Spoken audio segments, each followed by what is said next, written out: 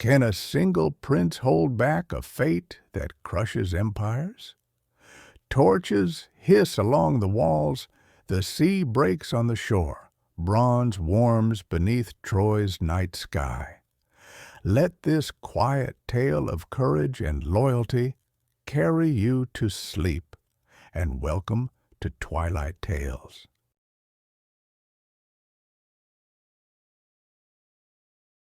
How did it all begin? Prologue, the roots of war. Long before the plains of Scamander echoed with the clash of arms, before the walls of Troy blazed, there was a feast and an affront. The ancients recount that it all began not among men, but among the gods. On the occasion of the wedding of Peleus and Thetis, all the Olympians were invited. All, except Eris, goddess of discord. Outraged by this oversight, she came nonetheless, sliding onto the table a golden apple upon which 3 simple words were engraved: "To the fairest." Hera, Athena, and Aphrodite immediately claimed the gift. Unable to decide among themselves, they entrusted the judgment to a mortal, Paris, Prince of Troy, renowned for his beauty and integrity. But this choice would carry heavy consequences, for each goddess offered a gift to secure the verdict.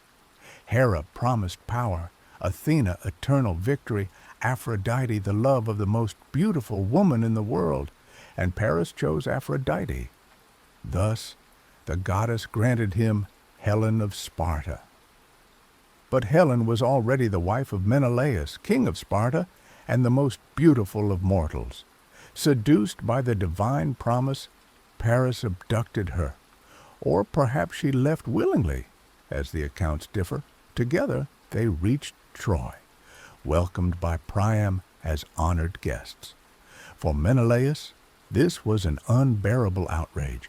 He called upon his brother Agamemnon, king of Mycenae, who, under the pretext of avenging Greek honor, rallied the kings and chiefs of all the Achaean cities. Achilles, Ajax, Odysseus, Diomedes, and so many others answered the call. The Greeks came not only for Helen.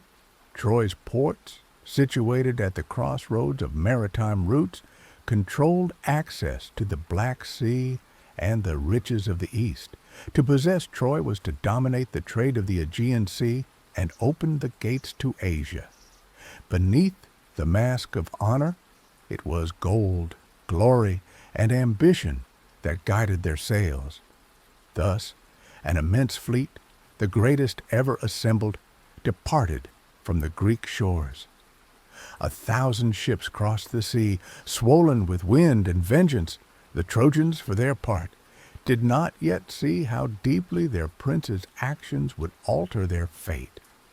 In the shadows of gods and men, the Trojan War was already written, and at the heart of this story would soon rise a name that neither time nor ashes could erase: Hector.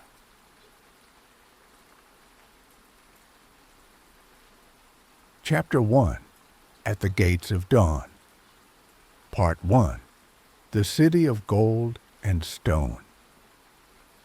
Beneath the pale veil of morning, Troy revealed itself, standing like a jewel on the fertile plain of Scamander. The first rays of daylight glided over its high, smooth walls, made of massive blocks carved from white stone, reinforced with layers of sun-dried clay. The watchtowers, imposing silhouettes in the mist, stood guard like immutable sentinels over the city's gates. Beyond the ramparts, the Aegean Sea breathed gently, its waves tinged with gold and copper under the blaze of dawn. The cries of seagulls mingled with the distant echoes of markets coming to life, while the scents of warm bread, herbs, and grilled fish began to spread through the paved alleys. Hector, son of Priam and Hecuba, walked slowly along the battlements, his gaze encompassing the entire city. He was not clad in his armor, but in a simple linen tunic tied with a red cord.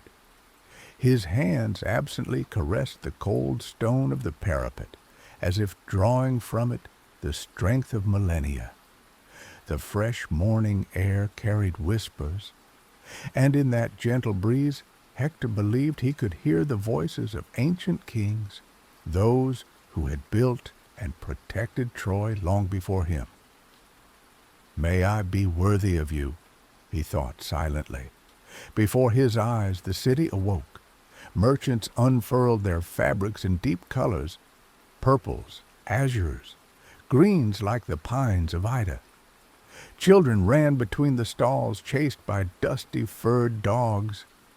Farther off, in the palace courtyard, the royal house's horses were being prepared, powerful beasts with dark manes, trained for war as well as for parade.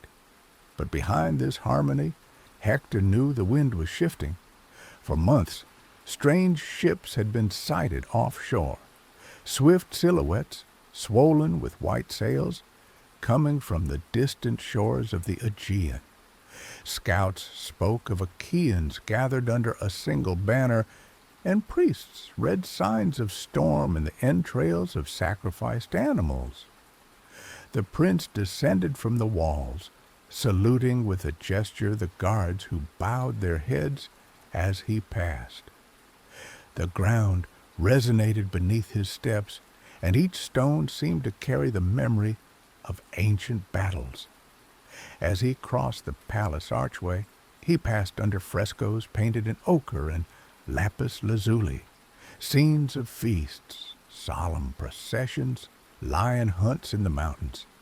The scent of cedarwood and burning resin filled the air. In the great hall, his father, King Priam, awaited him.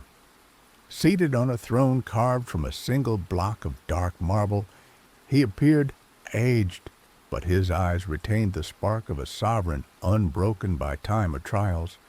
Around him stood the counselors, white-bearded elders clad in heavy robes.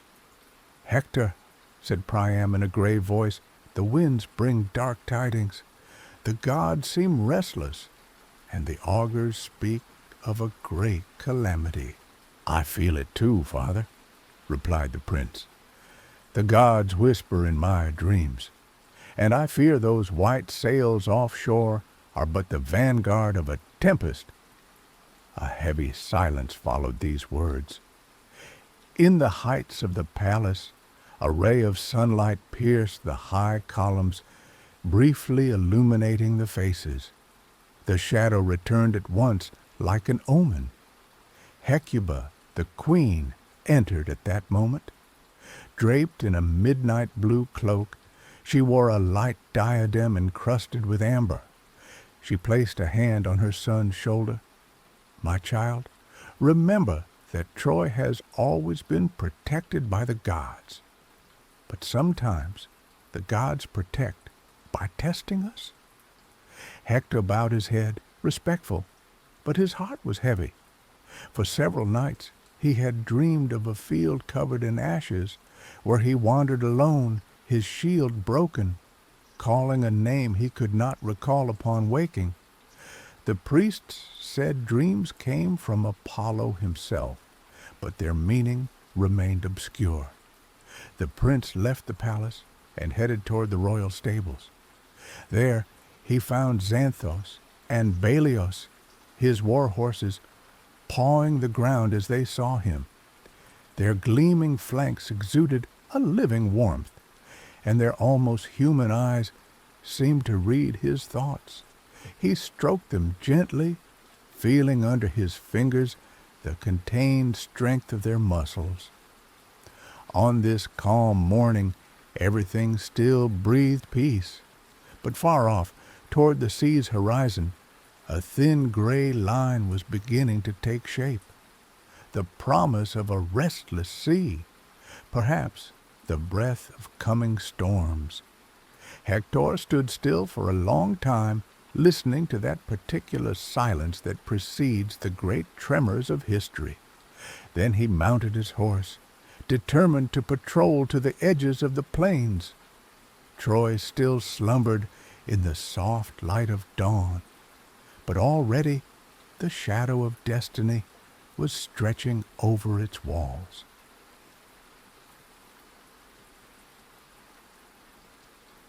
Part 2. The Whispers of the Gods. Evening fell over Troy like a black velvet cloak, studded with emerging stars. The last glimmers of sunlight faded behind Mount Ida, and already torches were being lit along the ramparts. The city breathed more softly at dusk. The cries of the markets gave way to the slow chants of artisans closing their shops, the distant neighing of horses in the royal stables, and the steady sound of the guards' footsteps patrolling the battlements. In the palace, Hector advanced with measured steps toward the priest's hall. King Priam had ordered a solemn consultation. For weeks, signs had accumulated: partial eclipses, unusual winds from the north, flocks of birds scattering as if fleeing an invisible threat. Even the Scamander, the sacred river, had carried darker waters than usual, as if the earth itself announced an upheaval. The priest's hall, adjacent to Apollo's sanctuary, exuded an acrid scent of resin and burning leaves. Massive columns, engraved with ancient patterns, rose in the dim light, illuminated by flickering flames. Around a stone altar, 3 men in long white tunics chanted a litany in a sacred tongue. Their voices, deep and slow, echoed in the vast chamber like an echo from another age. The high priest Penthouse raised his eyes as Hector entered. His face, marked by age, was etched with deep wrinkles, but his eyes gleamed like 2 embers. "Son of Priam, come closer," he said in a low voice. "The gods have chosen you to hear what few men can bear." Hector stepped forward. He knelt on one knee before the altar, awaiting the rest. Penthouse took a silver cup filled with dark wine, in which sacred herbs were steeped. He dipped a stick engraved with symbols into it, stirred slowly, then leaned over the liquid. "We have observed the flight of herons and eagles," he said. "We have read the flames and consulted the entrails of the sacrificed bull. All signs point to a single truth. The storm approaches, and it will bear 1,000 faces." A shiver ran through Hector, but he did not look away. "Is it the Achaean fleet you see?" he asked. "Yes," replied Penthouse. 1,000 ships, perhaps more, swollen by the wind of discord. But there is worse. This conflict will not be fought only among men. The gods themselves will take sides. Apollo will protect you, but Athena will stand against you. At these words, a heavy silence filled the hall. The flames seemed to waver, as if they too feared that name. Penthouse continued, "You will be Troy's bulwark, Hector. But remember, even the highest walls can fall if fate decrees it." Hector rose, his heart heavy, but resolved. He knew already what this meant. He could neither flee nor retreat. He would face the storm head-on, not out of a taste for glory, but because it was his role, his oath to Troy. As he left the sanctuary, he crossed the inner courtyard. At its center stood the statue of Apollo, tall and slender, gilded with leaf, its bow drawn toward an invisible enemy. The torchlight reflected on its features, giving it an almost living glow. Hector placed his hand on the stone pedestal and murmured, "Guide my hand, O Lord of arrows, and preserve my city." Not far off, atop the walls, the sentinels watched the sea. The moon had risen, tracing a long silver streak across the waves, and at the horizon A dark line seemed to stretch like a scar upon the water. Perhaps it was only a bank of clouds, or perhaps already the sails of a patient enemy. Back in his quarters, Hector found Andromache seated by an oil lamp. Her delicate hands embroidered a pattern on a deep blue cloth, but her eyes betrayed her worry. "Do you feel it too, this change in the air?" she asked softly. "Yes," he replied, sitting beside her. "The priests see war coming." "And you?" "I feel it in my bones, as if every stone of Troy whispers that it will soon have to bleed to survive." Andromache set down her work and took her husband's hands. "Then promise me that, no matter what happens, you will always return to me." Hector met her gaze but made no promise. He knew that a vow made lightly is a betrayal to those we love. Outside, a gentle breeze rose, carrying the salty scent of the sea. The stars shone brighter than usual, as if the sky wished to etch in human memory the moment before the great storm. Hector stayed awake long that night, listening to Andromache's steady breathing as she slept, and in the distance the surf crashing against the shores. It was the same rhythm as Troy's heartbeat, a calm beat for now.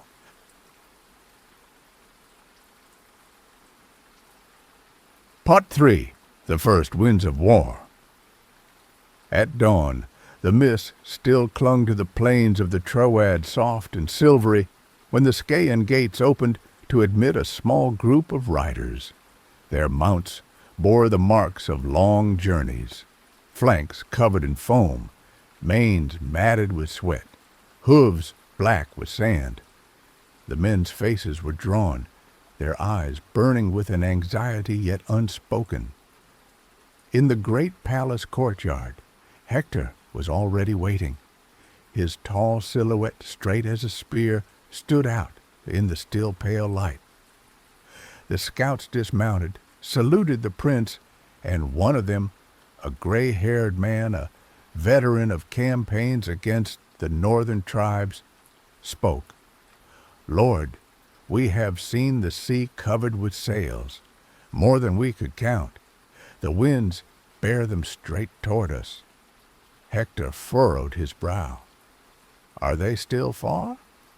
"Far enough for Troy to prepare, but close enough that in a few days the beaches will echo with the tread of their armies." A silence fell, broken only by the distant neighing of a horse. Hector raised his eyes to the ramparts, where guards had already leaned forward as if to peer at the invisible horizon beyond the city. He dismissed the men with words of gratitude, then immediately took the path to the council chamber. There, beneath a ceiling carved with images of ancient battles, Troy's highest dignitaries were already gathered. Antenor, the wise counselor; Polydamas, a captain renowned for his prudence; Deiphobus, Hector's brother, an impetuous warrior, and seated on his throne, King Priam himself. Hector wasted no time. The scouts confirm the rumor. An immense fleet approaches.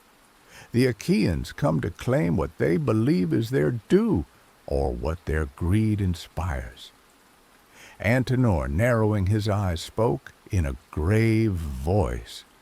"This is not merely a war for honor, but a war for roots and riches. The Greeks have long coveted our position on the sea." Priam nodded slowly. "Then we must prepare Troy as never before. The gods know how long this war will last." Polydamas intervened. "We should send a delegation to parley. Perhaps we can avoid bloodshed." But Deiphobus erupted. "Parley? With those who come already armed? No, brother, we must strike first. Show them that Troy is not easy prey." Hector remained silent for a moment. He knew that within this council mingled wisdom and anger, diplomacy and pride. Finally he spoke. "I do not fear war, but I do not wish for it. Yet if it comes to our gates, we will hold it at bay. Before all else we must strengthen the ramparts, stockpile grain, arm every man of fighting age. If we must negotiate, it will be from a position of strength." His words were met with a murmur of approval. Priam concluded the meeting by ordering a general mobilization. In the days that followed, Troy changed its face. The forges worked day and night, hammers striking anvils in a metallic rhythm that echoed through the alleys. Tanners prepared shield straps, carpenters repaired towers and installed new portcullises at the gates. In the nearby fields, farmers hurriedly harvested what they could, filling granaries for a possible siege. Hector, tireless, moved from one quarter to another, inspecting the work, encouraging the men, ensuring every family had a safe shelter. Children watched him pass with awe-struck eyes, as if his mere presence could protect the city. The elders, who remembered past battles, knew that despite the prince's courage, no wall is invincible if a war drags on. A week passed thus, and each morning the sentinels climbed to announce that the fleet was growing visibly closer. The fishermen had abandoned certain areas, saying the sea itself seemed to fear these intruders. Schools of fish scattered, and dolphins fled offshore. One night, under a full moon, Hector climbed alone to the highest tower.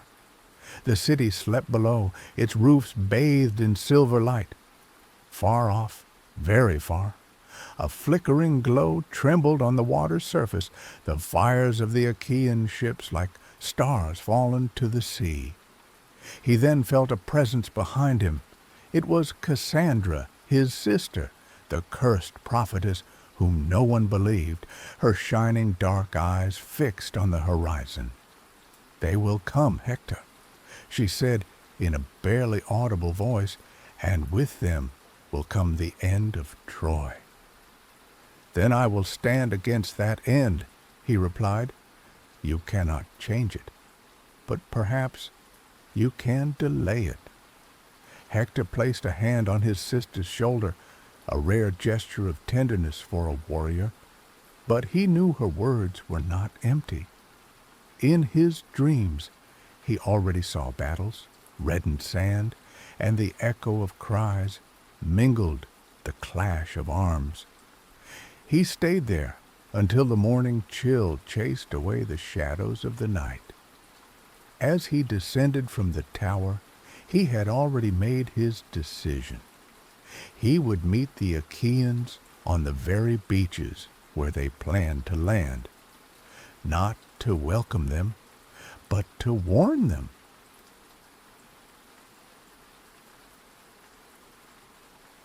Chapter 2. The Clash of Fates. Part 1. The Ramparts of Honor. The first light of day barely touched the battlements when Troy stirred as a single living being. Torches still smoked at the Scaean gates, but already hammers rang in the forges, wheels creaked on the cobblestones, and the low voices of captains mingled with the bellows of embers. Hector, draped in a dark chlamys, crossed the palace courtyard and ascended the inner staircase to the ramparts, feeling under his palm the roughness of the stone like warm skin nourished by the city's breath. He paused for a moment on the high platform. Before him, the plain of the Troad stretched out, gray with dew, and beyond the dunes, the sea traced a metallic line, still and menacing. He was not alone. Polydamas awaited him, holding a clay tablet inscribed with figures, names, quantities, the inventory of fate, reserves of grain, amphorae of oil. waterskins, bundles of javelins, leather straps, carts assigned to transport stones. Deiphobus arrived behind, his eyes sharp, hand resting on his sword's pommel, eager to engage. Aeneas approached them, already helmeted, holding his round bronze-rimmed shield with a steady grip. "We have reinforced the northern postern," Polydamas announced. "The carpenters have doubled the portcullis. The slings have been distributed by sections, and the stone-cutters are working to raise the inner escarpment." "Good," replied Hector. "And the archers?" "Mycene and Mestor are training them in plunging shots from the tower of Ilion. The morning wind hinders them, but they learn quickly." "The allies?" asked Deiphobus, already turned toward the horizon. "The Dardanians from the high plain are on the march," said Aeneas. "Sarpedon has sent messengers. The Lycians will reach our shores in 3 days if the winds allow." Hector nodded. His mind wove a living map. Ramparts, blind spots, reserves, relays, signals. Nothing would be left to chance. He knew that strength is nothing without order, that bravery wears out if not conserved, that endurance is the first virtue of walls. They descended to the great training esplanade. There, the phalanxes aligned, shields edge to edge. Wet clay splashed under sandals. Officers shouted cadences, and the muffled clash of wood against bronze rang out, steady, almost musical. Hector advanced unhurriedly. The soldiers straightened their necks. He did not deliver a fiery speech. He checked the angle of a shield, corrected the grip on a spear, showed with a brief gesture how to close ranks under a hail of missiles. Sometimes he paused, fixed his gaze on a young man with a feverish look, and merely placed a hand on his shoulder. That calm touch was worth more than a tirade. It reminded each man that he was not a pawn, but a life entrusted to the prince's care. In the artisans' quarters, the city forged its own armor. Bronze glowed red in the fire, and on the anvil the scales of cuirasses were borne like laurel leaves battered by a storm. Leather straps, steeped in oil, softened, ready to bind wrists, elbows, hips. Women, seated in the shade, twisted linen and repaired plumes. Children ran, carrying water, gravely proud of their task. Hector entered the largest forge, where a master his father had consulted for years worked.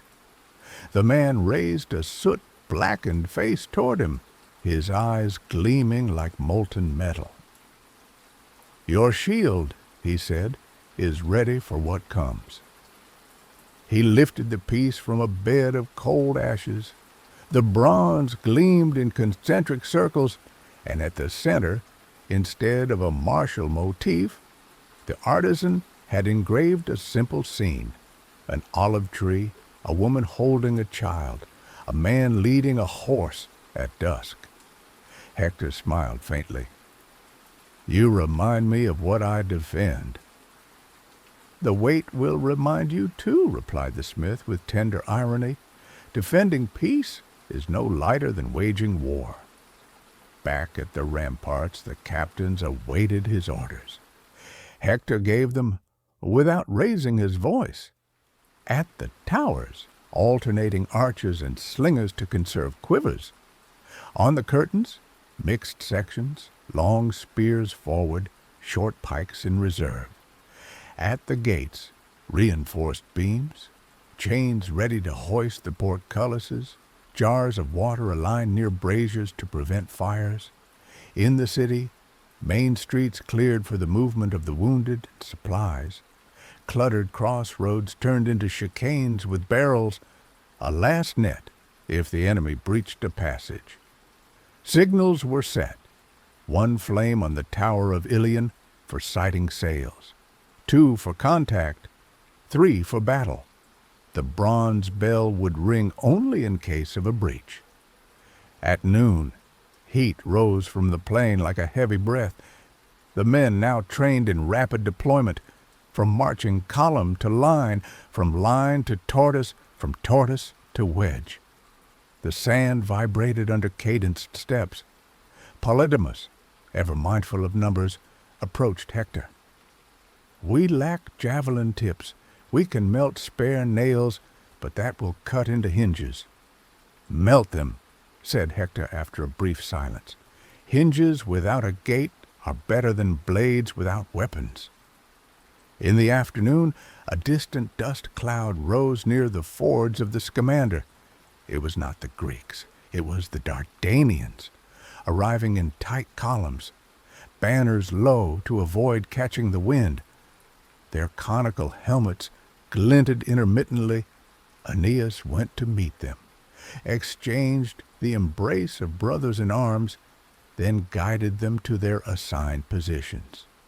On the ramparts, a murmur of relief spread. A city is never alone when its allies answer. Hector took a moment to walk within the walls, not as an inspector, but as a man ensuring everything breathed. He entered a modest sanctuary dedicated to Apollo Aegeus, the protector of ways. A priestess was tracing a circle on the slab with barley flour, placing laurel branches within it. The prince remained at the threshold, respectful. The woman raised a calm gaze toward him. "The gods love cities that prepare without arrogance." "May they love ours," he said simply. He left, more grounded, as if the earth beneath his sandals had grown firmer. By evening, the fishing boats, permitted one last outing, returned with meager holds. The port fell silent earlier than usual, and the light softened. On the terraces, simple meals were shared.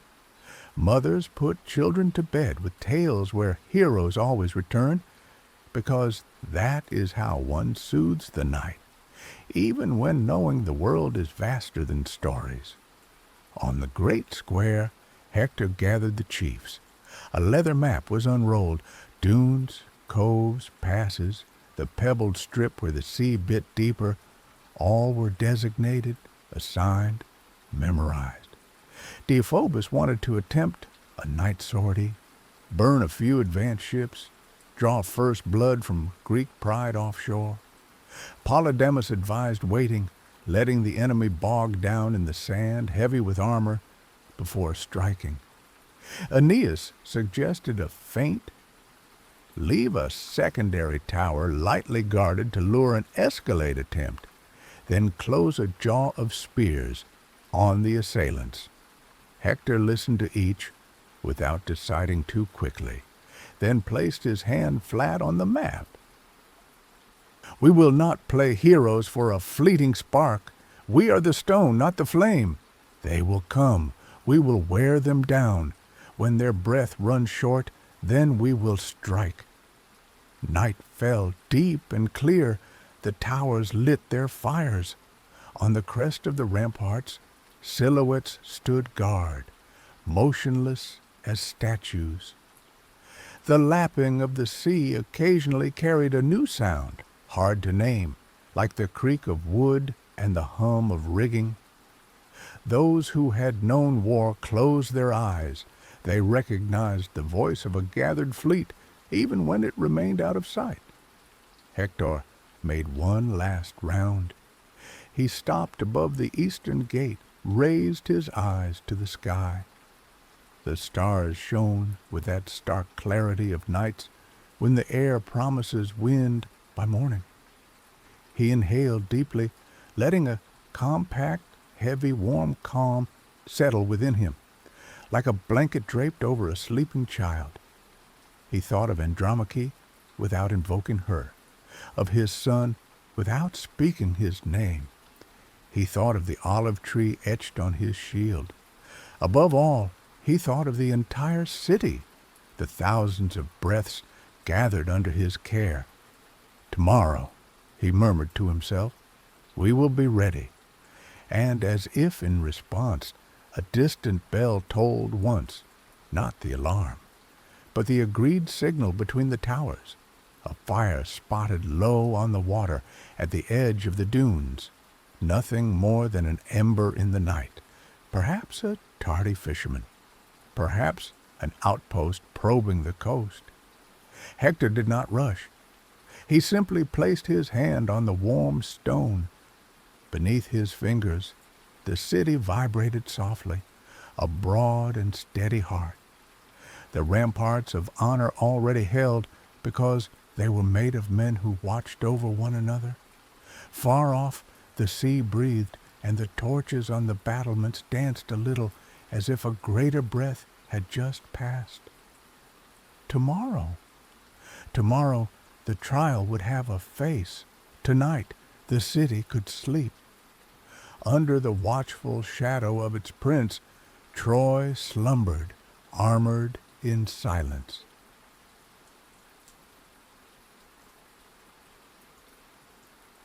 Part 2. The Shadow of Achilles. At the following dawn, the sky above the Aegean Sea had taken on a coppery hue, streaked with low clouds that seemed to press toward the coast. The wind carried a new scent, a mix of seaweed, salted wood, and faint smoke. The sentinels on the high towers raised their hands toward the horizon. The Greek sails were there, small specks at first, then swollen shapes growing as the sun rose. Hector stood on the tower of Ilion, his eyes narrowed against the light. He counted, not in exact numbers, but in masses. A moving wall on the water, 1,000 ships, the rumor said? Perhaps. What he saw was enough. The sea itself seemed to shrink beneath this procession of wood and bronze. The carved prows, heads of rams, wolves, serpents, glided on the swell, menacing even from afar. Behind him, Deiphobus gritted his teeth. "Let them come closer, and we will break them." "Not yet," replied Hector, his eyes fixed on the horizon. "The sea tires them, the sand will weigh them down. Let them set foot before we raise our spears." But as he spoke, his gaze was drawn to a ship faster than the others, cutting through the line like an arrow. Its sail was scarlet, and at its prow stood the figure of a warrior carved in wood. Polydamas, who had joined the tower, murmured, "The Pelion, that's Achilles' ship." The name hung in the air like a distant thunderclap. Tales of this Myrmidon chief had circulated for years. Son of the nymph Thetis, raised by the centaur Chiron, faster than all, nearly invulnerable. It was said he had chosen a short, glorious life over a long, obscure one. Even for a prince like Hector, this name evoked a force that could neither be ignored nor taken lightly. "He has come for me," he thought without saying it. The Greeks established their camp on the beach, erecting in a few hours an ordered chaos of white tents and improvised palisades. Great fires were lit, their smoke rising into the clear sky. Trojan scouts, posted behind the dunes, reported that the Achaean chiefs were gathering around an altar, sacrificing a bull to Zeus before arranging their lines. Agamemnon, the great king of Mycenae, directed the maneuvers. Odysseus, the cunning one from Ithaca, moved from group to group, his words seeming to bind the men together. Ajax, the great, tall as a tower, polished his massive shield, and among them Achilles, in a gleaming helmet, stood apart, watching the sea as if seeking yet another enemy. By late morning, the Greeks advanced their first troops toward the plains.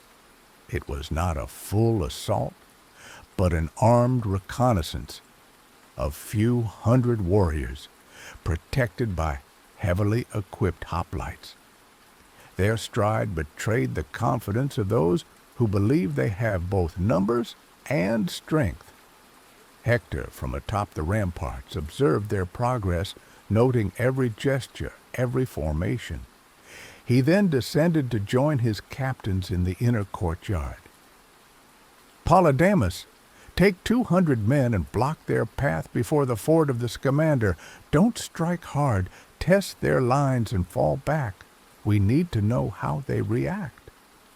And if Achilles leads this reconnaissance, asked Aeneas, then we will learn today how much he is man and not God. The Trojans left the city through the western gate, slipping through the tall grasses that rippled like a green sea under the wind. The air was heavy, laden with the sweet scent of damp earth and metal. The first clashes took place near a tamarisk grove, spears thrown from both sides, a flash of bronze, a brief cry. Then the lines drew closer, and the impact resounded like thunder. Hector followed the action from a slight rise, observing the Greek movements. He saw that their hoplites held firm, but struggled to adapt when drawn into uneven terrain. The Trojans struck, retreated, reformed. The skirmish lasted less than an hour. Then Polydamas withdrew his men as planned. The Greeks, surprised not to be pursued, hesitated before returning to their beach. But Hector had not seen everything from the hill. Upon his return he learned that a warrior had broken through the Trojan lines in a single charge, felling 3 men before he could be repelled. His armor shone as if polished by the gods, and his blows fell with the precision of a smith on the anvil. "That was no ordinary chief," said Polydamas. "No," replied Hector, "that was Achilles." The name spread through Troy that evening like a cold wind. Soldiers whispered it, women questioned their husbands, and in the sanctuaries offerings to Apollo multiplied. Hector, for his part, remained alone on the ramparts until late into the night. He watched the Greek fires aligned like inverted constellations at the water's edge. He knew this was only the beginning. The shadow of Achilles had fallen over the plain, and it would not lift until one of the two fell in turn.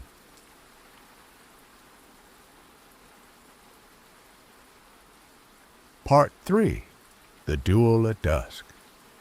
The sun was beginning to sink toward the horizon, tinting the plain of the Troad with amber and copper light. The day's heat was fading, but the air remained heavy, saturated with the tension that precedes a clash. From atop the ramparts, Hector observed unusual movements in the Greek camp, an ordered agitation, as if a singular event were being prepared. Trumpets sounded deep and long, and a Greek rider advanced to the midpoint between the lines. His mount was foaming, his weapons gleaming. He wore a helmet with a red crest and a cuirass adorned with silver plates. He shouted in rough but clear Trojan, "Let one of Priam's sons dare to face me before night falls." The challenge spread like a flame. Men leaned over the battlements, murmurs rolled along the curtains. Deiphobus took a step toward the gate. "Let me, Hector. I will show him the worth of Troy's sons." "No," replied Hector calmly. "This challenge is meant for me." He descended to the Scaean gate, where his squires awaited. They brought him his cuirass, polished to reflect the last rays of the sun, and his helmet with a black plume. He took his new shield, the one where the olive tree seemed to blaze in the evening light. The straps tightened, his fingers closed around wood and bronze. Andromache, standing in the shadow of an archway, watched him without speaking. "It won't be Achilles," he said, sensing her fear. "But I'll still need to return standing." She nodded, lips tight, then stepped back into the shadow. The gates opened with a low rumble. Hector advanced alone onto the plain. The wind played in the tall grass and the shadows lengthened. Facing him, the Greek champion dismounted. He introduced himself. Ajax, son of Telamon, a giant among giants, wielding a shield as tall as a man and a spear whose tip seemed a fragment of a star. The two men observed each other for a moment, gauging distance, the weight of weapons, posture. Then, without a cry, Ajax launched the first assault. His spear traced a swift arc. Hector deflected the blow with a sharp strike of his shield and countered with a backhand that dented the bronze of the enemy's cuirass. Sparks flew in the fading light. The combat lasted long, punctuated by the clash of weapons and the breath of the fighters. Ajax, massive, struck with irresistible force, but Hector countered with speed and agility, slipping out of reach, returning to strike from the flank. The spectators, massed on the ramparts or posted behind the Greek lines, held their breath. Several times, Ajax tried to shatter Hector's shield, but the engraved olive tree seemed to resist, as if blessed by Apollo himself. Hector, for his part, managed to nick his opponent's thigh, drawing a grunt and forcing the giant to step back, but the Greek countered with a spear thrust that tore the black plume from Hector's helmet. The day waned, the shadows thickened, and the plain took on the dark hue of battles to come. Seeing that neither would gain the upper hand that evening, a Greek herald raised his hand. "Enough for today. The night belongs to the gods, not to men." Hector stepped back, his breath still strong, but his arm slightly numbed by the impacts. Ajax nodded in silent respect. No words were exchanged, but each knew this duel was only a prelude. As he returned to Troy's gates, Hector raised his eyes to the ramparts, where 1,000 faces watched him. He knew some saw a victory, others merely a delayed trial. For him, it was only a sign. The storm was drawing closer, and soon it would no longer be possible to withdraw before night.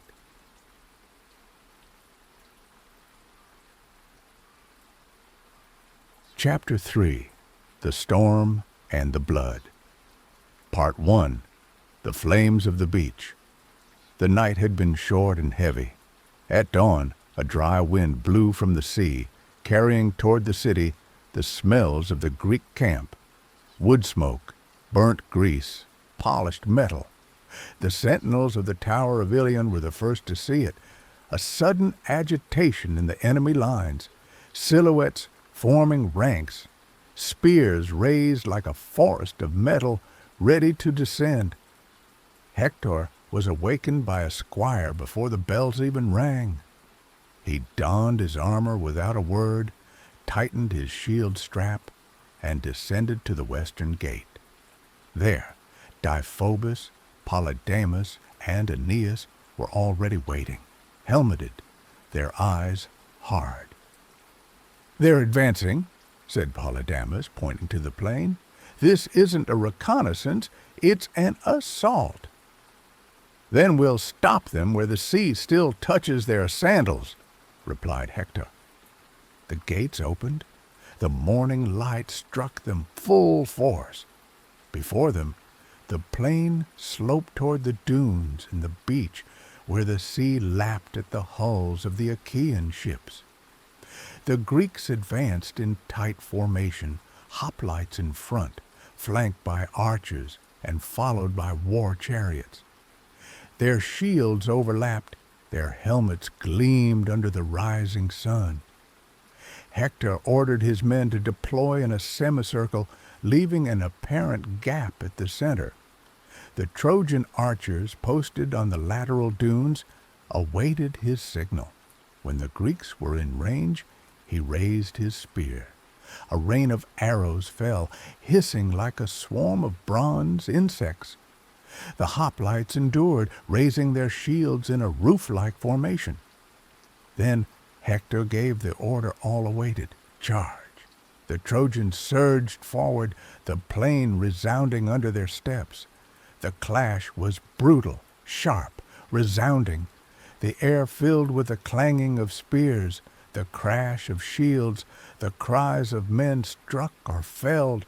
The smell of sweat and blood mingled with that of trampled grass. On the left, Deiphobus broke through enemy lines with swift charges, exploiting the loose terrain to unbalance the hoplites. On the right, Aeneas held firm against a Greek countercharge led by Diomedes himself, whose spear flashed with every strike. Hector, at the center, repelled each assault, striking with the point of his spear or crushing with his shield those who came too close. Twice he turned to protect a struggling soldier. The third time he knocked a Greek warrior into the sand with a shoulder charge, the man rising, spitting seawater. But the battle was not won. From the direction of the ships, a new fire rose. The Greeks were lighting torches, and already flames licked the tarred wood of the siege engines they had brought. If those reached the Trojan positions, the battle would turn in their favor. "With me!" cried Hector. He gathered a dozen of his best men and charged toward the beach. The sand made each step heavier. The sea splashed their legs, but they advanced like a single wave. They struck the group of enemies around the torches. The impact sent weapons and bodies flying. Hector seized a flaming torch, threw it into the water, then struck with a thrust at a hoplite trying to encircle him. The air vibrated with the roar of battle. The Trojan archers on the dunes continued their deadly rain, slowing Greek reinforcements. The flames weakened, doused by water or smothered under shields. Soon, the Trojans pushed the enemy back to the edge of the surf. Then, as if by tacit agreement, both sides drew back slightly. The sand was red, blackened in places, and the acrid smell of burnt wood still lingered. The Trojans regrouped behind their lines, catching their breath, collecting the wounded. The Greeks did the same near their ships, their dark silhouettes outlined against the low evening light. Hector, panting, planted his shield in the sand, raised his eyes to the sky where the first star had appeared. This day had been won, but he knew each victory on the beach was only a breath stolen from the inevitable. Tomorrow or the day after, they would return, more numerous, more determined, and each time they would have to hold.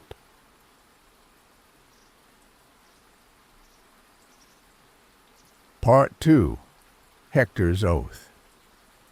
The battle on the beach had left Troy in a strange silence, as if the entire city held its breath. The streets, usually bustling even at dusk, seemed drained of their agitation. The wounded returned in groups, supported by their comrades, sometimes carried on makeshift stretchers. Torches lit the gates, but the light seemed hesitant to enter, as if afraid to disturb the city. Hector, still clad in his scratched armor, crossed the palace threshold without a word. His steps echoed in the stone corridor, accompanied by the clinking of his gear. The guards stepped aside as he passed, bowing their heads, not out of mere respect, but as if to say without words, "We know you bear this burden for us all." He found Andromache in the hall of columns, seated on a marble bench, an oil lamp beside her. She occasionally glanced toward the shadowed corridor, as if she knew he would eventually come. When he entered, she rose at once and ran to him. "You've returned," she whispered, her voice trembling despite herself. He took her in his arms, feeling under his hands the fragility of her shoulders. The smell of battle, sweat, sand, iron, mingled with the sweeter scent of her hair, perfumed with myrrh oil. For a long moment they stood thus, motionless, as if time could stop there. "The beach held," he said at last. The Greeks retreated. "But they'll return," she replied immediately, her voice low. He stepped back to look at her. Her dark eyes shone in the golden light of the lamp. "Yes, they'll return," he said, "perhaps tomorrow, perhaps in 10 days. But each time I will be there." Andromache clasped his hands in hers. "Hector, I've seen the omens too. The priestesses say Troy will fall, that even you will not return one day. Priestesses often see the shadow more than the light," he replied gently, "and even if their visions are true, there are things I cannot avoid. But what I can promise is to stand against every blow that threatens us, as long as I breathe." She turned slightly, as if to hide a tremble. "If one day you don't return—" "Then I want you to know this," he interrupted. "What I do so our sun can grow under this sky, hear Troy's bells, run through its streets without fearing an enemy's voice." At that moment, a small sound came from the shadows. Their son, Astyanax, still so young he walked only with hesitation, had left his nurse's care to come toward them. Hector knelt, setting his helmet on the ground. The child first looked at him with curiosity, reached for the plume, then stepped back, frightened by the metallic gleam. Hector smiled, took the boy in his arms, and lifted him. "See," he said to Andromache, "even he knows this armor is not made for living, but for protecting." Andromache, tears in her eyes, placed a hand on Hector's cheek. "Then promise me you'll always return to him. Promise it, even if it's a lie." Hector looked at her for a moment. In her eyes there was fear, love, and that painful lucidity of women who know war does not always let the men they love return. "I promise you," he said, "and may the gods grant me enough strength to make this lie a truth." They stayed thus for a moment, forming a tight circle, the father, the mother, the child. Outside, the city fell silent, but Hector felt it listening. Later, he stepped out alone onto the palace terrace. From there, he could see the walls, the towers, and far off, the dark line of the sea. Greek fires still burned on the beach like fallen stars.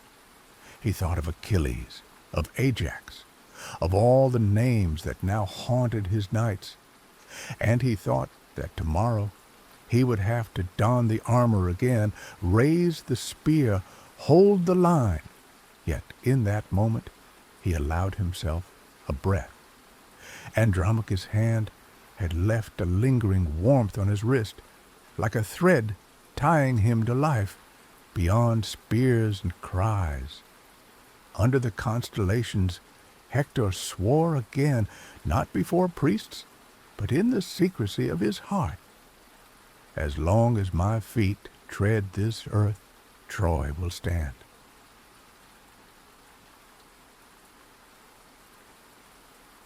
Part 3. The Gods in the Shadows.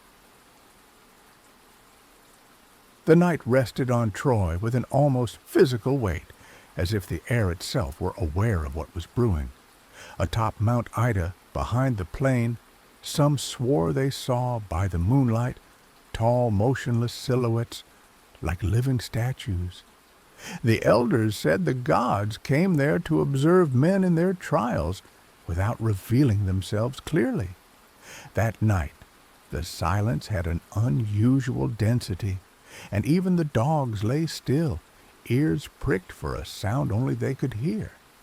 Hector, in his quarters, slept little. He closed his eyes only to open them again, haunted by fleeting visions.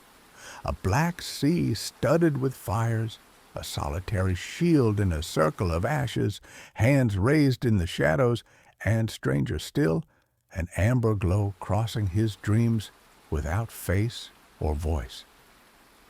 He rose before the first watch bells rang, and, without waking Andromache, donned a simple tunic before heading to the small sanctuary of Apollo Achilles near the eastern gate. The sanctuary was deserted, save for a priestess asleep against a column. Hector placed on the sacred slab a handful of barley, a few drops of scented oil, and the plume torn from his helmet in this previous day's battle. He made no specific request. He simply offered what he had, like setting down a burden, leaving it to the god to judge its worth. When dawn whitened the horizon, the Greeks were already in formation. Strangely, they did not advance at once. They stood aligned on the beach as if awaiting an invisible signal. The Trojans, meanwhile, took position along the ramparts and on the plain, their silhouettes gradually emerging in the rising light. The wind then brought a sign. A great eagle soared across the sky, clutching a living serpent in its talons. As it reached the Scamander, the snake writhed and bit, forcing the eagle to release its prey. The bird fled west, and the serpent fell into the dust. Murmurs ran through the Trojan ranks, an omen of stolen victory, of punished pride. Polydamas, the wise captain, approached Hector. Those who already believe they hold victory will lose it if they trust too much in their strength. Hector simply nodded. The gods' signs were to be heeded, but they could not dictate every move. Men, he thought, must march, even when the heavens remained silent. When the sun rose higher, the battle began. The Greek phalanxes descended from the dunes, their shields overlapping like the scales of a sea monster. The Trojans closed ranks tightly, spears forward, shields locked. The clash was harsh, a sound of bronze and wood mingled with the cries of fighters. From the first moments, Hector sensed a change. A warm breath brushed his right flank like an invisible hand lifting his soldiers' arms. Their strikes seemed more precise, their movements smoother. The Trojans struck at the right moment, deflecting enemy spears with instinctive accuracy. Some whispered, "Apollo is among us." But almost immediately another influence was felt on the Greek side. Their lines tightened, their spears locked, their steps took on an implacable rhythm. A calculated coldness settled in their movements. Between two shields, Hector thought he glimpsed an indistinct form, like a shimmer of gold and ivory. Athena, protector of Greek cities, stood with them. The battle became a contest of endurance. 3 times Hector tried to break the Greek left. 3 times Ajax sealed it like a stone gate. Twice Diomedes led a charge against the Trojan wing. Twice Aeneas countered the maneuver.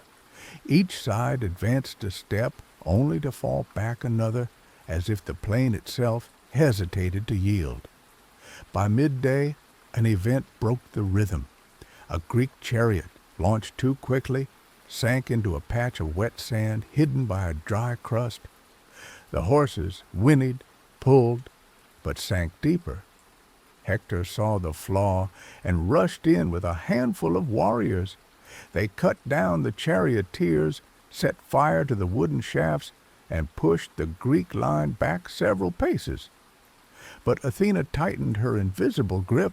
The hoplites closed ranks and halted the breakthrough. The light shifted then as if a veil had passed before the sun. The air grew heavy with the smell of a storm, though no clouds were visible. Murmurs ran through the ranks. Zeus from Ida was watching. 3 times a low rumble rolled without lightning, a thunder that seemed to weigh on the napes of men. In mid-afternoon, a dust cloud rose between the armies. It advanced slowly, stirring plumes and banners, lifting the dust of footsteps and mingling the smells of sweat, leather, and blood. Some claimed to sense in the breeze a scent of green apple.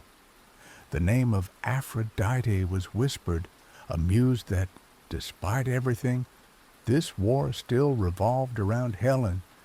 The day ended without a victor. The Greeks returned to their beach, the Trojans to their gates. The men had fought bravely, but each knew they were not alone on the battlefield. Invisible hands guided spears, deflected blows, opened or closed breaches. On the battlements, Polydamas joined Hector. "We held," he said.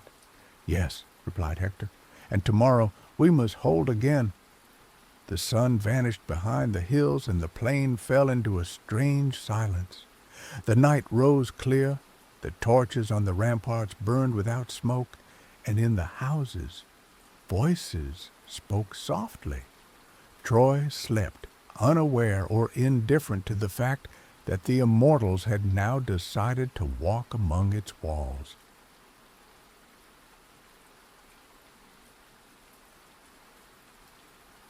Chapter 4. The Last Horizon. Part 1. The Song of Fate. The day rose over Troy with an oddly gentle light, as if dawn hesitated to reveal what it carried. The sea, far off, seemed frozen, without ripples, reflecting a pale sky tinged with faint gold by the first rays. Yet in the alleys, footsteps echoed earlier than usual. The forges were already at work. Armorers sharpened spear tips, seamstresses adjusted leather straps. A murmur ran through the city, passing from mouth to mouth. Hector would speak to the Greeks. Hector had awakened long before the roosters crowed. He sat for a moment, elbows on knees, his gaze fixed on the shadows of the wall. The previous day's battle had neither defeated nor saved Troy. The men had returned covered in dust. The wounded had filled the palace halls, and in the evening, despite forced songs, a silence heavier than fatigue had weighed on the hearths. He knew this day would be unlike the others. He felt in the air's tension that the threat of war was tightening.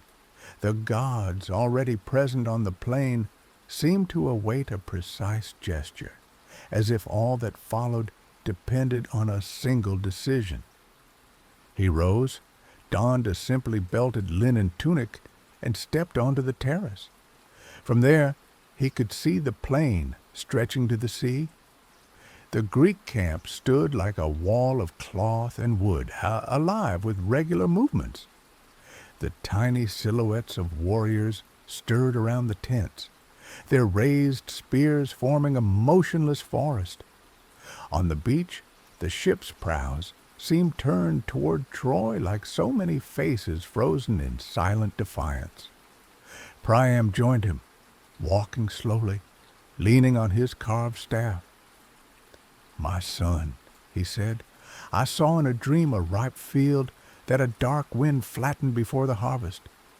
Among the stalks, one alone still stood, and it was on that one the wind seemed determined to break. Perhaps the gods showed me what awaits us." "And what would you have me do with this dream?" asked Hector. "Heed it, for sometimes one must stand alone against the wind, so the city remained standing behind you." These words confirmed what Hector already knew. Sooner or later, he would have to face the enemy in a way other than in the tumult of armies. A duel, perhaps, a trial that would concentrate all the war's rage into a single point. Later, in the council chamber, the captains gathered around the leather maps.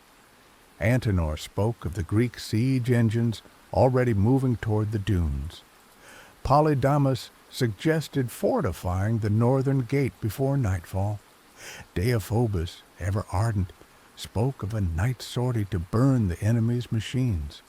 But Antenor, hands clasped, said slowly, "And if, instead of spilling our blood, we paused it, a duel, a single combat, which would grant the city a respite and give the gods a spectacle worthy of them." A silence followed. All knew such a duel would inevitably be offered to Hector. Aeneas, arms crossed, murmured, "But if Achilles steps forward, no respite will be paid dearly enough." "Then," replied Hector, "it will be Achilles. Better to face the worst to protect our own than to wait for the worst to come at its leisure." The decision was made. Heralds would be sent to the Greeks to propose a duel, but first, Hector wanted to see his home. In the great hall, Andromache awaited him. Her eyes shone with a contained gleam, as if holding back an entire sea of words. She stepped forward, placed her hands on her husband's. "They say you will go speak to them," she said. "Is it true?" "Yes, I will offer them a duel so Troy gains time." "And if Achilles steps forward? Then I will do what fate expects of me." She looked away for a moment, then went to fetch their son, asleep in an adjoining room. Astyanax opened his eyes and reached for his father. Hector took him, lifted him, gazed at him long. "This is who I hold for," he said to Andromache, "for him and for you." She placed a woven linen ribbon around his neck. "Keep it close, to remember to return." He smiled faintly. "I will return." When he left the palace, the light had taken a harsher tone. The procession formed, Hector at the center, flanked by Aeneas and Polydamas, followed by Deiphobus and the heralds. The Scaean gates opened with a rumble, and they advanced onto the plain. Opposite, the Greeks sent their emissaries. Odysseus, sharp of tongue, led the way. At his side, Ajax, massive as a tower, and farther back, a silhouette all recognized, Achilles, bareheaded, his hair swept by the wind. The two groups met at the midpoint. The silence, already heavy, became almost tangible. Hector stepped forward a few paces and spoke, his clear voice carried by the wind. "Men of Greece, listen. This war wears down our strength and offends our gods. I offer a worthier path. Let a single combat decide for all. Give a champion, I will be the other. Let fate stretch between two named rather than two peoples." Odysseus exchanged a glance with Ajax. Then Achilles took 3 steps forward. His gaze met Hector's. It was not hatred in his eyes, but a sharp curiosity, as if each sought to measure the other beyond their weapons. "Prince of Troy," said Achilles, "my mother taught me prudence. My glory calls me to battle. Today I hold my arm. But soon you and I will make the chord of fate sing. Prepare your heart." It was a deferred promise. Odysseus declared a truce until sunset. The two processions parted, each knowing the final confrontation was now inevitable. When Hector returned to the ramparts, a breath of relief swept through the city. Children resumed their games, women raised their eyes to the light, and the old walked a little straighter. But on the heights, Mount Ida remained silent, like a patient judge. That evening, alone on the tower of Ilion, Hector gazed at the sea, silvered by the moon. The Greek camp gleamed like a necklace of sparks at the water's edge. He placed his hand on the cold stone parapet. The sea breeze brought a salty scent, and in that breath he thought he heard a distant melody, slow and grave, the song of fate, the one that never ceases even when men sleep.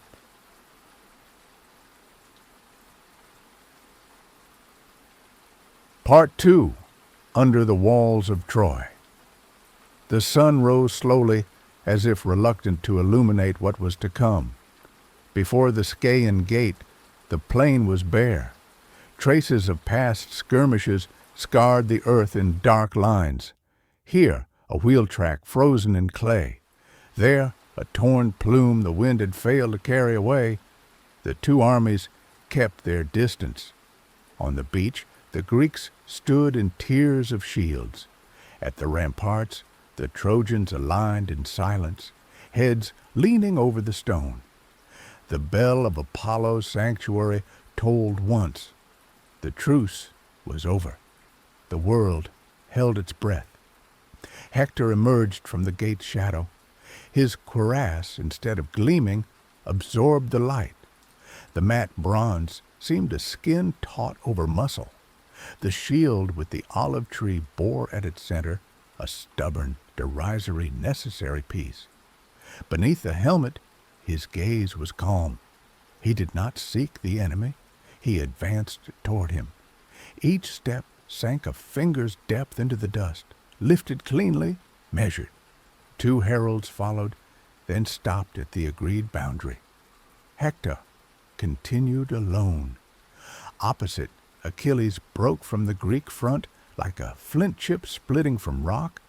No cape, no extravagant plume, only an armor polished by an inner fire. His spear, balanced so high it seemed weightless, barely trembled in his hand. He walked straight, at a brisk pace, without haste. When they were within earshot, he halted, inclined his head, and spoke first. "Son of Priam, here you are." "Here I am," replied Hector. "The plain is witness." A brief gust swept through the dry grass, making it shiver. Above Mount Ida, a thin cloud frayed the sun. In this half-halo, the two men raised their spears. No fanfare, no cry, only the sound of their breaths, which the plain learned to count. Achilles moved first, sliding sideways like an arrow awaiting its string. His point jabbed, feinted, rose. Hector took it on the edge of his shield, absorbed, stepped back just enough. The second attack came lower, toward the thigh. Bronze clanged, the leather fibers groaned without breaking. Hector circled Achilles to deny him the angle, countered with an oblique thrust that grazed the bronze kilt, sparking. The duel settled thus, both close and distant, made of brief rhythms and precise silences, like a restrained music. On the ramparts, a child's cry was heard, then silenced. Andromache did not watch. She was inside, in the shadow of an archway, one hand on the stone, the other clutching a linen ribbon. Priam watched, motionless, his mouth slightly open, like one who fears to call fate by its name. Around Achilles, the Myrmidons did not stir. Odysseus followed with his eyes, as one follows a reasoning. Ajax stood, arms crossed, heavy, attentive. The duel shifted in intensity. Achilles quickened. The points were no longer points but lines, arcs seeking to trap the other in a circle of metal. Hector felt the knot rise at the base of his neck, the temptation to retreat or rage. He let it pass, remembered the linen band at his throat. Breathe. He lightened his stance, leaned more on his right heel, and when the enemy's point came a third time, seeking the gap between shield and hip, he placed a counter so brief it went unnoticed by all, except Achilles. The latter stepped back, surprised, then smiled. It was a smile of recognition, not derision. "It is just that you are you," said Achilles in a low voice. "And that you are you," replied Hector. They then engaged in close combat, spears cast aside, swords drawn, shields tight. They collided like two seasons. Achilles struck high, then low, then high again, seeking to break the rhythm. Hector countered with clean angles, precise gestures, refusing to be swept away. 3 times, bronze met bronze without finding flesh.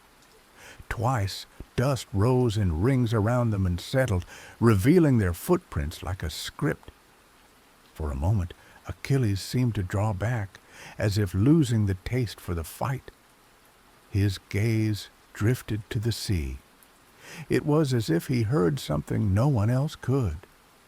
Then he returned, sharper, swifter, and Hector understood. He was seeking the missing note in his song. So the Prince of Troy made a decision he had not planned. He left an opening, tiny on his flank, a lure. Achilles saw it and lunged, sure of his thrust. Hector pivoted, struck with the edge, hit the rim of the helmet, made the enemy stagger to one knee. A cry rose from the ramparts. Achilles was already rising. He looked neither at his men nor at the sky. He looked only at Hector. In that gaze there was now a complete gravity. "You came to hold," he said. "I came to restrain," replied Hector, "to restrain the time that brings you." Then Achilles ceased to play. He tightened into his strength, like a sling drawn before the throw. His sword became shorter, his stance simpler. He no longer sought to surprise, but to wear down. Once, twice, 3 times, he struck the same spot, the same seam, at the same rhythm. Hector deflected the first, absorbed the second. The third sent a tremor through his arm to his shoulder. The olive tree etched on the shield quivered in the light. Hector tried to circle again, to shift the dance. Achilles followed like a shadow follows the body. Then Hector spoke, without raising his head. "If I fall, promise me one thing." "Speak." "That my body will return to Troy, that my father can name me one last time." The silence lasted the space of a breath. "I promise," said Achilles. It was their pact, sealed between 2 heartbeats. The gods heard. On Ida, a single thunder rolled, clear and distant. The end came through a detail, as always. Hector, pressed against the wind, felt his shoulder strap slip a finger's width. The shield weighed a grain too much. Achilles, who missed nothing of what he saw, advanced half a step and struck with the edge to force the gap. Hector closed, but the angle was no longer perfect. Achilles' sword found the seam, bit, entered. A clean, sharp burn without a cry. Hector braced, sought to trap the other, to take him down with him. Their helmets clashed, a hollow metallic sound. He held on 1 second, 2, enough to raise his eyes to the Scaean gate. He did not see Andromache. She was not watching. He saw the stone gilded by the sun, the shadow of a banner, and at the turn of a battlement, a child being led back inside. That was enough. He released, not in surrender, but in fulfillment. His knees touched the earth he had trodden so often. His shield tipped, the olive tree to the sky. He breathed once, slowly, deeply, as at the threshold of sleep. "Troy," he said. Achilles halted. Sword lowered, He inclined his head.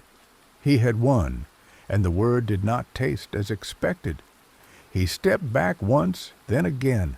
Let the heralds approach. No triumph, no clamor. The plain heard only the sound of sandals on the dust, the tears held back at the ramparts, and on the beach a harsher swell, as if the sea, too, had just learned gravity. The Greek heralds advanced. Achilles stopped them with a gesture. No mutilation. This body is a city. One does not strike a city after its gate has fallen. He turned toward Troy, raised his voice to reach the stone. Priam, I swear by my own mother that you will hold your son. The Myrmidons were astonished, then lowered their eyes. Odysseus nodded slightly. Ajax clenched his jaw, respectful. At the ramparts, a breath ran through the crowd, not a cry, not a moan, a breath alone, like that of great tides when they turn. Achilles lingered a moment longer near the body. There was no enemy here any more, only a man laid under the sun. He set his spear upright, like a staff planted to mark a place, then turned away. His step did not sound louder. He did not look at the sea. He walked toward his men with the measure of one who knows already that victory is but a form of mourning. At the gates, movement resumed. Hands passed amphorae, others cloths to cover, still others ropes to open and close, for a city must always open and close, even when its heart unravels. On the tower, Priam pressed his forehead to the stone without tears. In the shadows, Andromache sat very gently, as one sets down a full vase, and Troy, under the clear sky, understood that an era had closed, not with a crash, but with a breath, the breath of a man who, in falling, spoke the name of his city.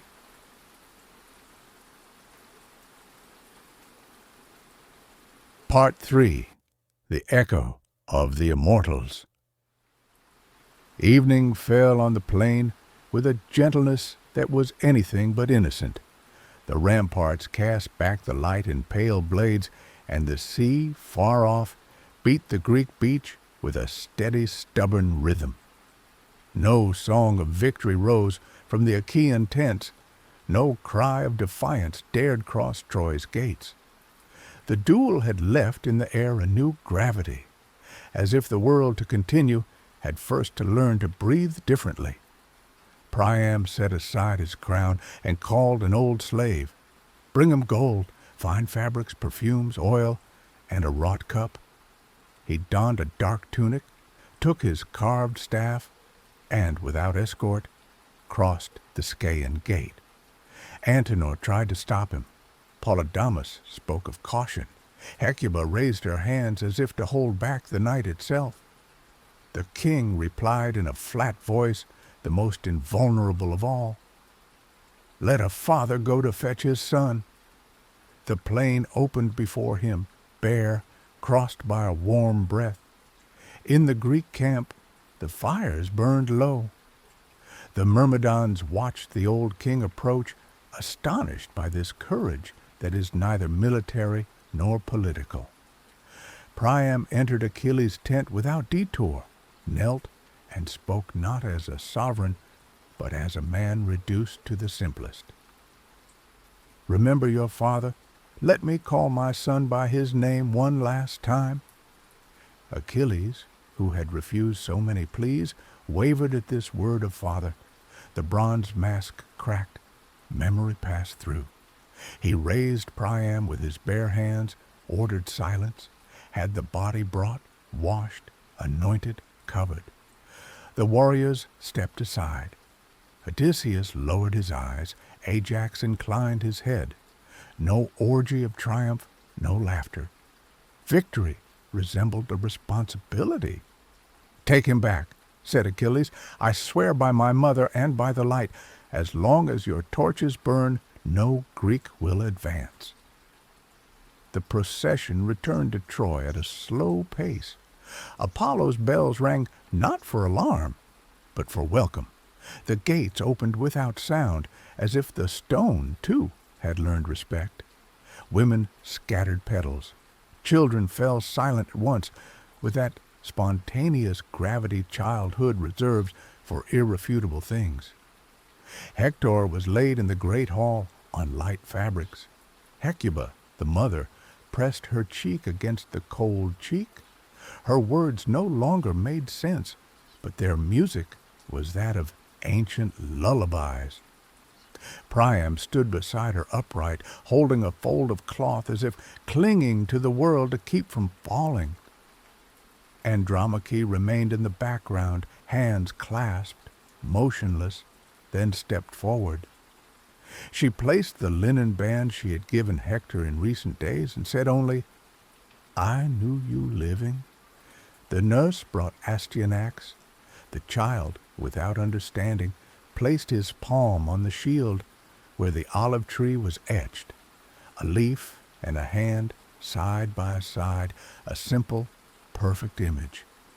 Then the entire hall learned to weep without clamor, in low voices, as one speaks to someone asleep. The night was a vigil. Torches burned in the courtyards. Poets at a distance recounted Hector's deeds without embellishing them, laying words like stones aligned on a tomb so they would not slip.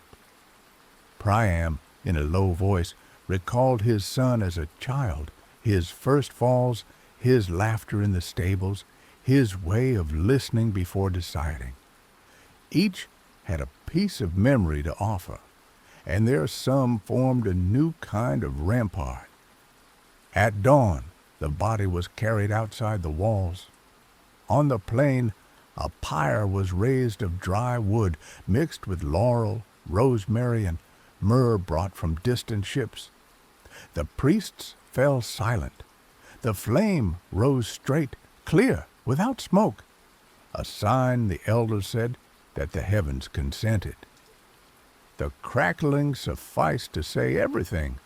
The ashes were gathered in a simple stone urn, marked with a wave and a branch. Priam took it, led the way to the mound prepared under an oak, and sealed the stone. A handful of earth, just one, fell from his hand with that dull sound that closes just things. The city exhaled a long breath, but did not collapse. Hearths were relit. Water was set to boil. Artisans with trembling hands at first took up their tools. There was no remedy. There was the next step. In the streets, people spoke softly, as if the grammar of daily life had to be relearned. On the tower of Ilion, Cassandra looked at the horizon and said, "The gods take what they want and leave us echoes." Polydamas replied, "Echoes are enough to learn to walk." Andromache returned to the house, larger with silence. She stored the armor, not as a relic, but as one stores a tool whose purpose is known. To Astyanax, she showed the courtyard, the steps, the warm stone, the noon shadow. "This is what your father defended," she said, "not a name, not a statue. The possibility of placing your hand here and saying this is home." She then spoke to the women around her. Her voice was slow, steady. They would ration food, organize watch rotations, distribute linen, teach the young to tie a leather strap quickly. She questioned the old women about recipes for mist and ointment, those modest knowledges that in wartime serve as miracles. She did not disguise herself as a hero. She remained a pillar. That is enough to hold up a roof. At evening, Priam climbed alone to the tomb. He placed a cup of wine, dipped his finger, traced a circle on the stone, and murmured, almost voiceless, "Come back, my son, when you wish. Houses do not forget those who guarded them." In the Greek camp, Achilles sat on a rock and watched the sea until night reflected in it. He thought of Peleus, of Thetis, of the promise made to an old man, and also of the invisible thread that had bound him to Hector for a morning. He vaguely understood that glory is but a cold light if it cannot illuminate another's face. Odysseus, passing behind, said nothing. Ajax placed a heavy hand on his shoulder and walked away. Men sometimes honor better through silence. In the days that followed, Troy moved more slowly, like a wounded woman shielding her side. A stone on the northern curtain was straightened, axles were greased, water was redistributed. The children, at first, played less at war. Then they began again, but left an empty space in the sand for the one who holds. They were taught a new game, lifting together what one alone cannot carry. Hector's name circulated like a word that closes wounds. The poets, in the evening, told the story in their way. They spoke of the gods, yes, of the eagle and the serpent, of warm Apollo and clear Athena, but they spoke above all of a man who held his shield at human height, neither higher nor lower. They sang of an olive tree etched a stubborn peace at the heart of bronze, a linen band placed on a throat, a promise wrested from an enemy turned witness.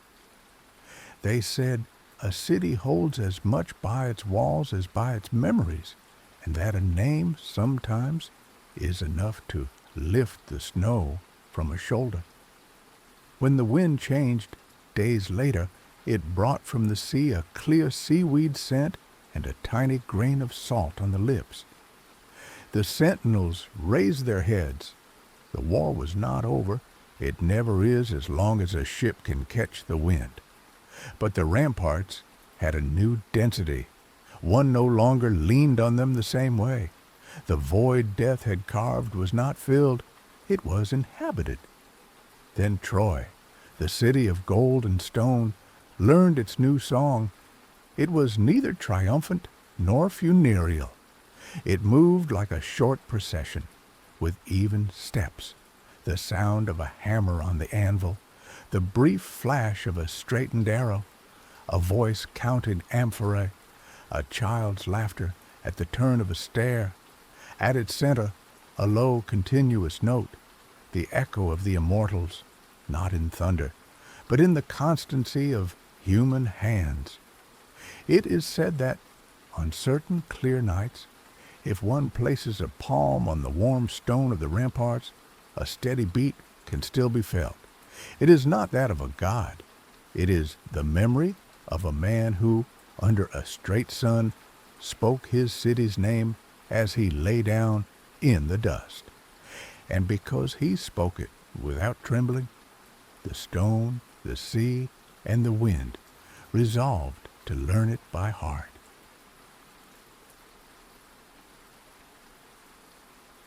He was Troy's human wall. Hector, Prince of Troy, was more than a warrior. He was the measure of a man in a world ruled by gods and steel. Where others sought glory, he sought safeguarding. Where others pursued brilliance, he chose constancy.